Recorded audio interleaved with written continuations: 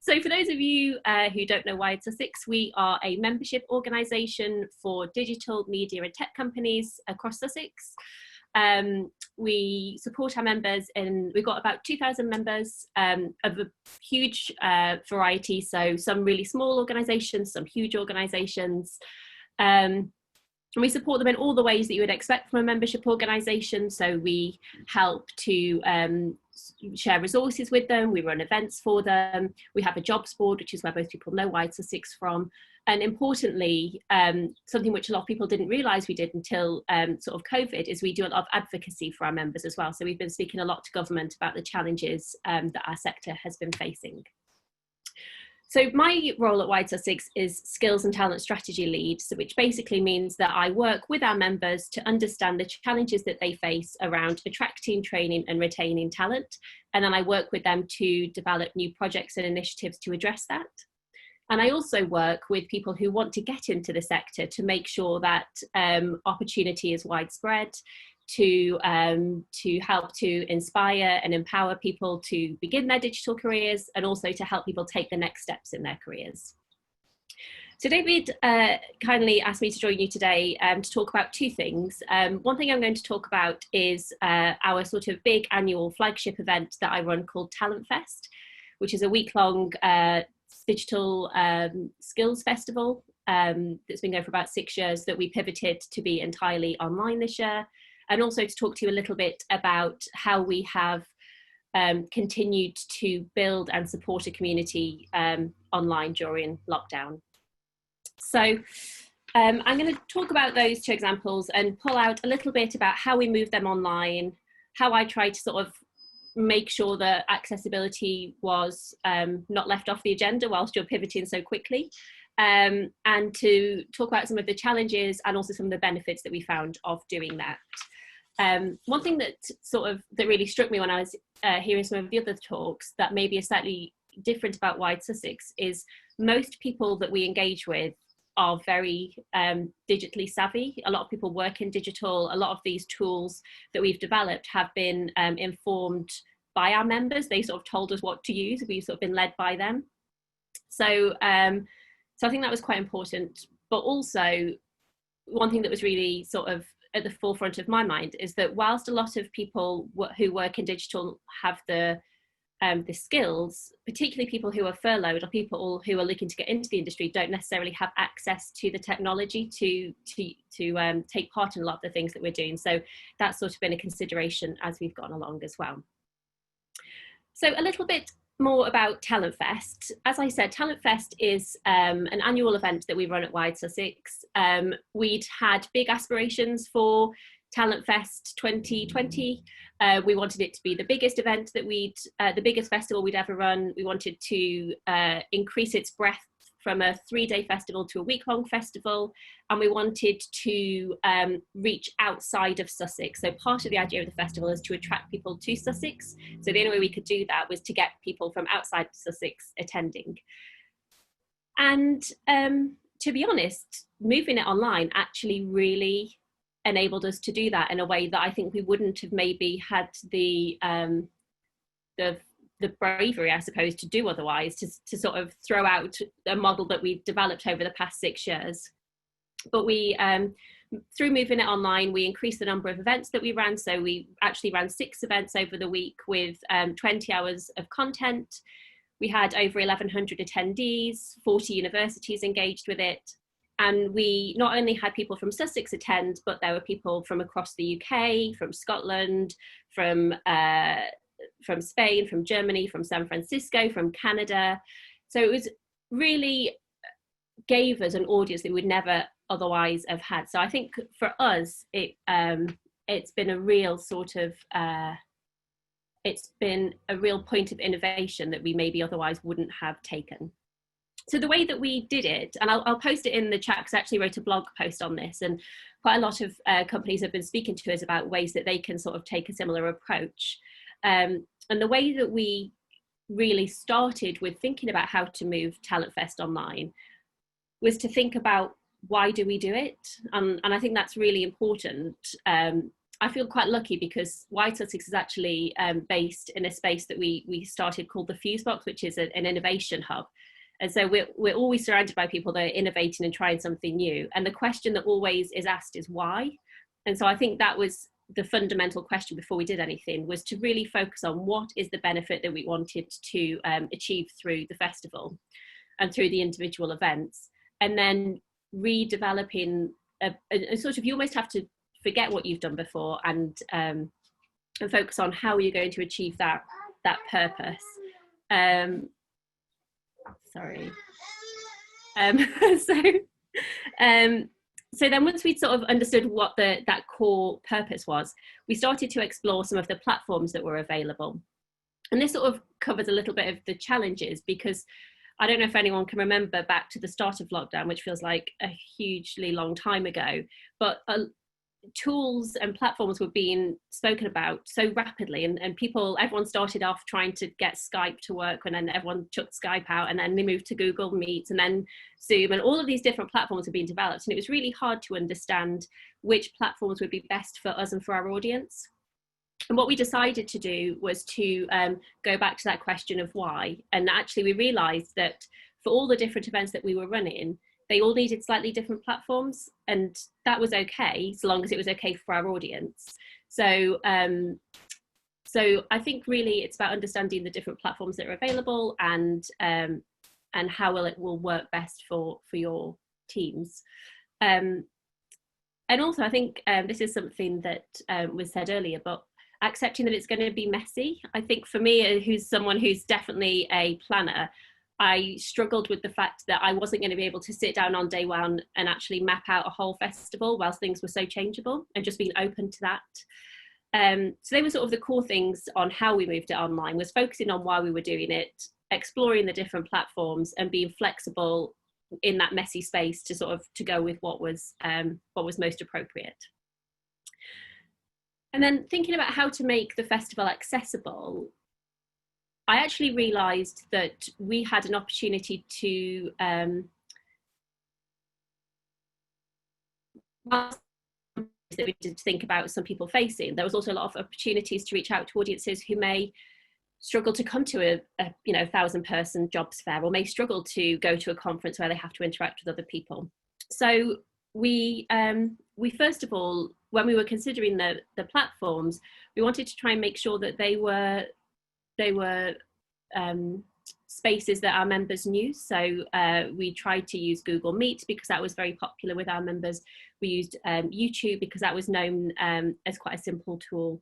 So I think finding platforms that are familiar for people, and also I think it was someone else has said that, or I think we've all said, actually supporting people to navigate those new tools. So we've done lots of how-to videos that we send out to people before coming along to an event, so they have a bit of awareness of what it is you're actually tuning into. And also things that are available on multiple devices. So not everyone has a laptop, not everyone has a mobile phone. It's trying to find the right platforms that are the most accessible to the broadest audience. We always try to have an anticipatory welcome, which is difficult when you don't know the platforms and the barriers that people may face on those platforms, but we tried to do as much user testing on them as possible, and to make sure that we had considered barriers that people may face. And also in our comms that we were putting out, we made sure to say to people that if they did face any barriers, that there was an actual person that they could speak to. So it wasn't, just saying drop an email to info@ if it's where you can't, if there's anything sort of stopping you from being able to interact with this event. We actually, put a person's name, put a telephone number, and really try to encourage people to speak to us about any sort of anything that would stop them from being able to take part. And also, I think with events generally, what we try to do now is, with the jobs fair that we ran, there were a number of talks, and my gut instinct was to run all of those as live talks, but actually that wasn't particularly accessible because everyone has so many balls in the air at the moment. So what we decided to do is to pre-record all of our talks and then make them all live throughout the whole day. And then we got speakers to sort of join in on chat and things like that, so that there could be interaction, but people weren't held to a particular time for an arbitrary reason.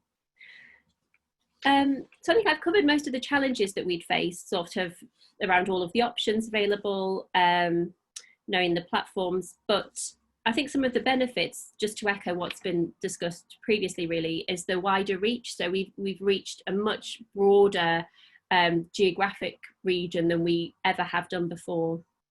And also it's allowed people who otherwise would have struggled to come to some of our events to have that first interaction with us. For example, at our jobs fair, we're really passionate about supporting return to work parents. We have a family room at the jobs fair. We really try and make people feel that they are welcome. But it's been really hard to get any take up on that. But we saw a lot more return to work parents at the virtual event, and we're trying to continue those conversations with those people now, so that when we do return to having live events, they still feel welcome in the same way.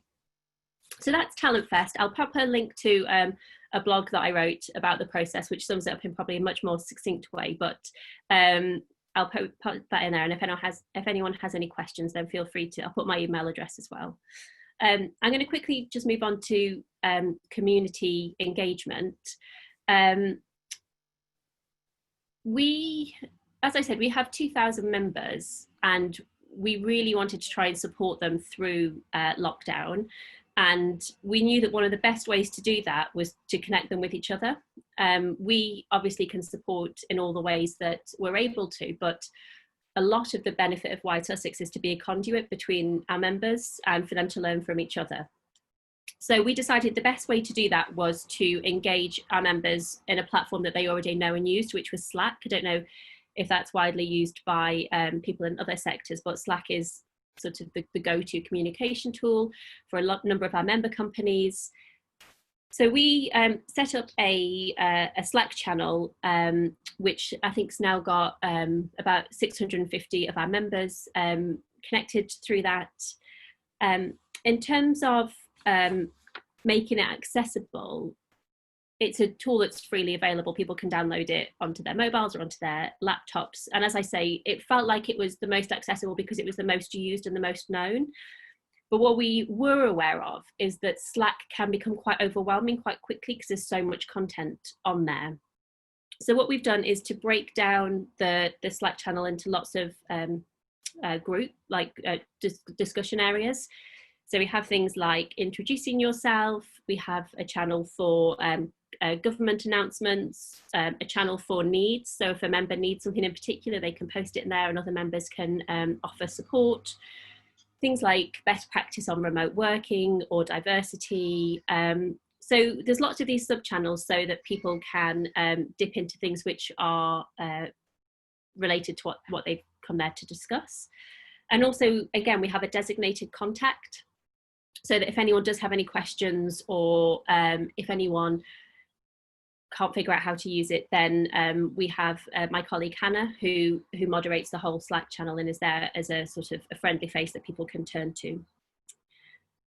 In terms of the challenges of using Slack, we'd actually thought that moderating it was going to be a huge task, but we found that by having the designated channels and by having clear descriptions in those channels of what their purpose is, people have been quite good at navigating and moderating that themselves. And also, I think this is just a side point with other sort of online community groups that I help to run. I think we were in quite a unique position because we had a ready-made audience, but I think if you are building these digital online communities remotely, it's a long and difficult task to get that engagement. So I think anyone who is doing that, it can feel lonely sometimes if you feel like you're just talking to yourself, but I think in a lot of these forums, people can be quite passive, and I would say don't feel that you're talking into a void. You know, a lot of the time you are having impact, even if it isn't always, if it doesn't feel it in the moment. The benefits really of us using our Slack channel is it gave real-time engagement. We're a really small team at WiredSussex. We try and send out fortnightly, we send out fortnightly newsletters, but particularly at the start of lockdown, that wasn't quick enough, and we needed a way that we could really quickly share information with our members and allow them to share information with each other. So that was a great benefit. It also provided a voice for everyone. Although we are a membership organisation, we didn't limit access to the Slack group only to our members. We wanted it to be open for anyone who feels that they would benefit from those resources to access it, and also to have a voice to share and to support each other. And also it's given us more engagement outside of Brighton as well. Quite often people from outside Brighton struggle to come into our events, maybe don't engage with us as much as people a little further afield. So it's actually been a really great way for us to increase some of that engagement. And I think that all of my whistle-stop tour of WiredSussex over lockdown. That's brilliant. Thank you very much, Rebecca. We've got a couple of things going on in the chat there, and I just want to be clear that earlier on I wasn't dismissing the issues around safeguarding. It's absolutely an issue, but it's quite a big issue. So I think it's something we will probably look to focus on at another one of these sessions. But yes, absolutely, there are concerns, and if you are going to be seeing into someone's house, then you need to look at it in terms of, you know, the sorts of risks you might imagine if you were going to be in someone's room as well. But there are some very specific things. I think, Ellie, are you able to answer the question around the different platforms? Yes, so I've actually just posted something in the chat. I was going to say, actually, in terms of Hannah's question, does a document exist that has done pros and cons list of different platforms out there for building communities online? I think that will be so context specific, really. I think there's going to be a lot of individual kind of needs that you'll probably need to take into account there. But that said, there is definitely some starting points that might be useful. So I've directed to a blog that we've published relatively recently on the Catalyst site, and one of the partners, SCBO, had a really good podcast on this as well. So it's going to be quite dependent on your own users and their needs, I would imagine, so worth kind of understanding exactly kind of what preferences and behaviors they've got. But Rebecca, did you come across any when you were going through to select yours?